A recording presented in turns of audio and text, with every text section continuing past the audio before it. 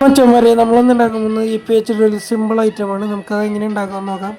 അതിന് നമുക്ക് ഇപ്പി അത് ഇങ്ങനെ പൊടിച്ചെടുക്കുക, സൗണ്ടൊക്കെ ഉണ്ടാക്കി അത് കഴിഞ്ഞത് ഇങ്ങനെ എല്ലാം പൊടിച്ചെടുക്കുക. എനിക്ക് പൊടിച്ചിട്ട് ഉണ്ടാക്കാനാണ് ഇഷ്ടം. കഴിഞ്ഞ് ആവശ്യത്തിനുള്ള ഉരുളക്കിഴങ്ങ് സബോളയൊക്കെ എടുത്തത് ഇങ്ങനെ അരിഞ്ഞെടുക്കുക സ്ക്വയർ ഷേപ്പിൽ. അതിൽ ഉരുളക്കിഴങ്ങ് മാത്രം എടുത്ത് കുറച്ച് മുളക് പൊടി, കുറച്ച് മഞ്ഞൾപ്പൊടി, പിന്നെ കുറച്ച് ഉപ്പും ഇടാം അത്യാവശ്യത്തിന്.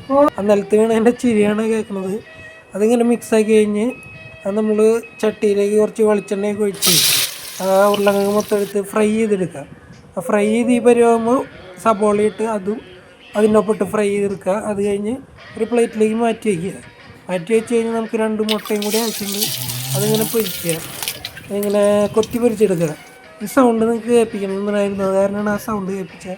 അത് കഴിഞ്ഞ് ആ മുട്ട വറുത്ത് കഴിഞ്ഞിട്ട് അതും മാറ്റി വയ്ക്കുക. മാറ്റി കഴിഞ്ഞിട്ട് നമുക്ക് ഇപ്പി ഉണ്ടാക്കാം.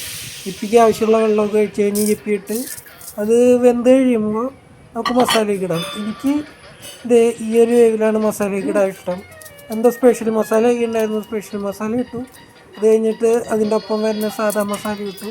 അത് കഴിഞ്ഞ് നമ്മുടെ സന്തോഷത്തിനായിട്ട് കുറച്ച് ചിക്കൻ മസാല, പിന്നെ കുറച്ച് ഗരം മസാല ഇട്ടു.